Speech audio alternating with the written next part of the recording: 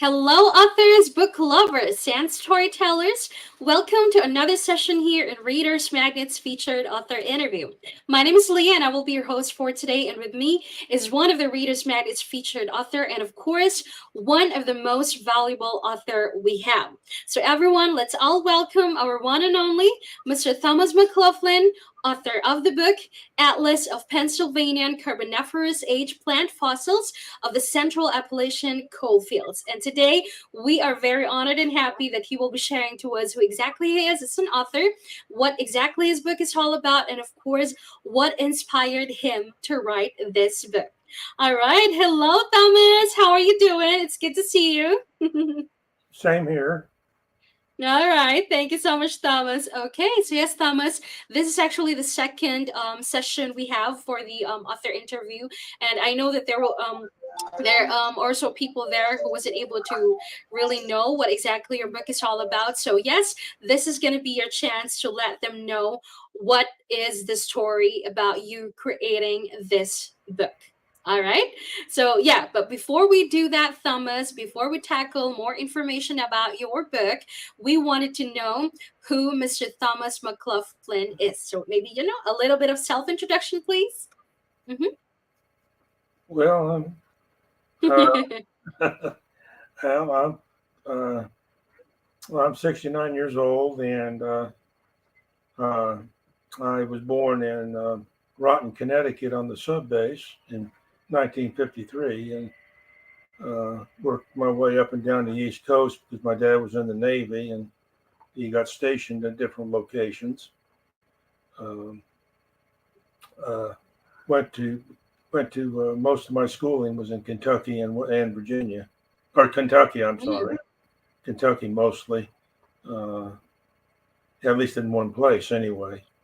So that's where I got my geology degrees. Were in Morehead State University and EKU in Richmond, Virginia, Kentucky. Uh, I keep getting mixed up because there's two Richmonds. There's one in Virginia too. Mm. It was in Weird. Kentucky, of course.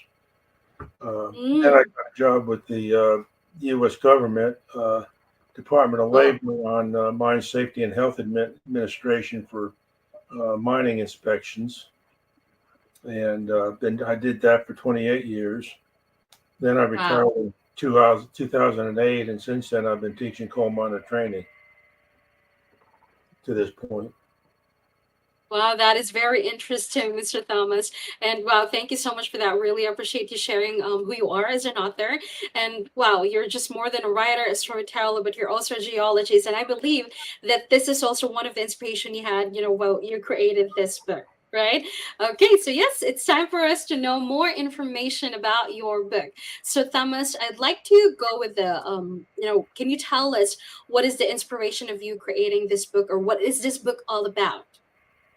Well, the book is a third and is the third book of a total of three, I should say, a series that I sort of did. It sort of naturally progressed from one to three books. Uh, they're all again, they're all about the Pennsylvania age plant fossils of Virginia, Kentucky, and a few from West Virginia. Nobody else had done it for Virginia as far as the plant fossils. So when I found that out, and I also found out that nobody else at that time was interested in publishing, and I went ahead and did it on my own. And uh, so that's where I'm at now. Again, this is the third book that I had essentially rebranded or republished to get it all under one publishing umbrella. That's Reader's Magnet at this point. Uh, Oh, wow. but I was teaching 25 years of introduction to geology at the college in Cumberland, Kentucky, and that's where I wrote the first little pamphlet about the what I was hoping was a lab project or module in the course and for common plant fossils of the coal fields around the area. And then I was collecting more and more when I was out in the field, and uh, I started photographing, and I started identifying and labeling, and got to realizing I was getting more than just the same thing over and over again. So at a point there, I realized I had enough there maybe for something special. It took First book took 28 years of collecting, identifying, and then Fossils. the writing too, of course. And the second Right. book came along naturally because I ended up finding more fossils. Some of them are the same as the first, but Oh. different locations. Mm-hmm. And the third one is really it's more on the Kentucky than it is the Virginia, but there's still both in there. Specifically for the Virginia fossils, which is this Right. second book. Wow. Okay. Well, Well, that's very amazing, Thomas. Fossils would be really, provide us important evidence, for evolution, the adaptation of plants and animals to their environments, right? And wow, this is very interesting. The collecting fossilized pieces of plants could also tell us like a lot of details. The story Yeah. of what Earth really looked like how many years ago, right? Right. And it was just a matter of preserving what's there. Uh, Exactly.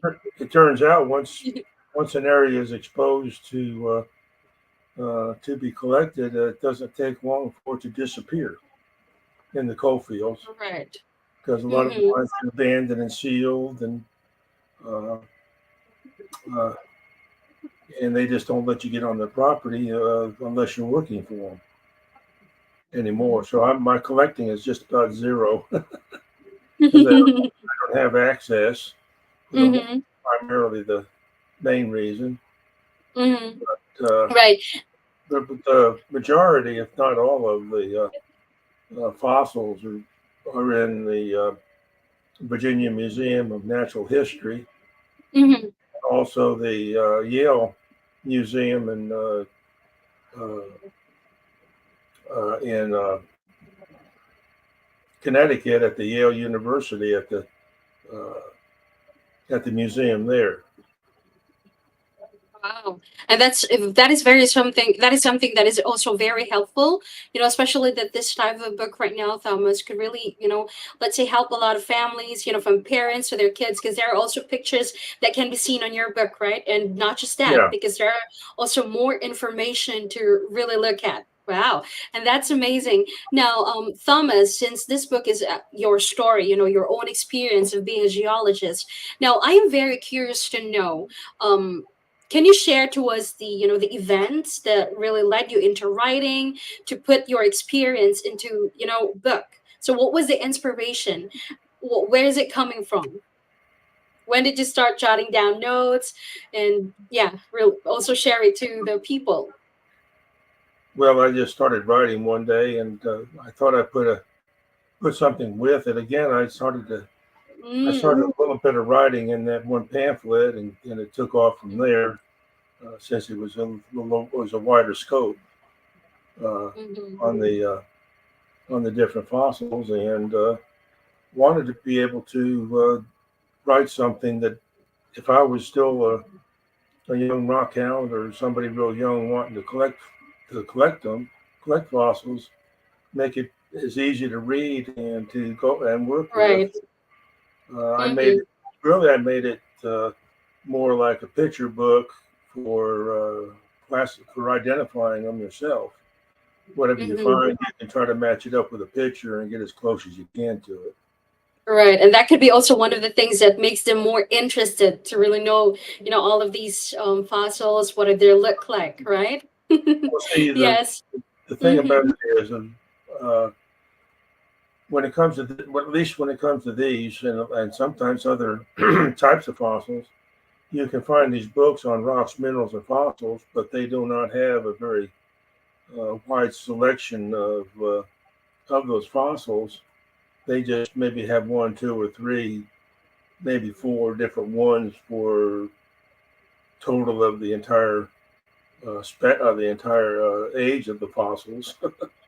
and not Right. any, essentially no read detailed, real detail uh, about it. And I think what I ended up doing was finding just about everything that was uh, uh, that was actually growing around here during the Pennsylvania, because Mm-hmm. I started to find things over and over again and I just haven't been able to find anything new. Let's put it that way. So I think I got pretty much the full spectrum in there for the most part, and that makes Right. it easier than trying to search through different, not maybe hundreds, but dozens of different resources to try to figure out what that is. And if you don't have some background on how to utilize that, Mm-hmm. it makes it even more difficult. I did find quite a bit online, but Right. I also I also was able to get some help from paleobotanists online for some of Mm-hmm. the certifications. Exactly. So that means, Thomas, that this is also the type of book that really would, have the people to really have the thorough knowledge why there are things that really exist, before us. Wow, and that I like to also ask Thomas, as a person who study the materials, processes, products, physical nature, and history of the earth. Are there any advices that you can give to someone who's also dreaming to become like you someday? I'm sorry, I didn't catch that last part. Oh yeah, I'm sorry. Yeah, again, as a person who studies, the processes, the products, about nature, the Oh, history of Earth, are there any advices that you can give to them, to someone who also wanted to be like you someday? someday. Mm-hmm. just Right. just go with what makes you happiest. I mean, it's hobbies can turn into all kinds of different things eventually. Again, my hobby to start with was the rock was doing rock hounding, collecting minerals and fossils, and then eventually became a geology degree. So, uh, but most Yeah, of it, it's. even that, was mostly the attraction by the fossils. Mhm. Just been able to study different ones, and just like you say, it's sort of like a time machine, looking back into the past to see what was going on before we were here, Mhm. and to know that you're standing on dry land where these fossils were actually underwater or at water's level. Right. One of the Is reasons why they are also changes, right? Wow, and I really like it, Thomas. I like how this was also created to really give the people, a thorough knowledge why there are things that also changes that's been happening to our surroundings. And you know what, Thomas, I must say that one of the greatest things that you've done for this book is, how you showed to everyone the importance of all things that exist in this earth. And that alone is really such a very powerful, thing that could help everyone to have the knowledge and how to take care of everything that the earth has. Wow, and that is very amazing, Thomas. Right. Now, one Thomas, before we I'm sorry, go ahead. one thing I thought I'd mention in case anybody from around New Haven, Connecticut, where the Peabody Museum is, they're going to have a display of my fossils Mm. January 24. So they do Sometime in only have a January. limited information. Mm. Yeah, I'm hoping to be Right. there for. So I'm going to try to do a book signing there too. I hope, Wow. and I have actually had some calendars made up based on the fossils pictures in the books. I'm hoping to have them too. Right. And thank you so much for the Thomas. And yes, you know what, Thomas, this book is really, full of inspiration, a wonderful creation that will surely inspire, each individual to see new hope, new journey, open mind for new possibilities. Wow. I just love it, Thomas. And you know what? It was really an interesting discussion, Thomas. Thank Yeah, you so much for gracing with us today. And yes, speaking of a book signing, yes, everyone, Mr. Thomas McLoughlin will be having a book signing during the Printers Row Lit Fest. So that would be on September 9 to 10 in Printers Row Park, South Loop, Chicago, Illinois. So, yes, it's going to be, viewers, it's going to be your chance to know him as an author, what exactly his book is all about. And this is going to be your chance as well to really know more information about. this specific agenda cause that Mr. Thomas is trying to raise. And thank you so much for that, Mr. Thomas, for also choosing Reader's Magnet to be part of this journey. So yes, everyone, Mr. Thomas McLoughlin, author of the book, again, that would be Atlas of Pennsylvanian Carboniferous Age Plant Fossils of the Central Appalachian Coalfield. So yes, that's the book of Mr. Thomas. So yes, we'll please show it. Okay, there. All right. Thank you so much, Thomas. And this book is available on Amazon.com, Barnes& Noble, and of course, please, everyone, do follow his social media platform. His website, that would be www.tfmclaughlin.com. Again, Mr. Thomas McLoughlin, thank you so much. And as we say it here in Reader's Magnet, we share your story with the world. Thank you so much, Thomas. Thank you. All right. Bye now.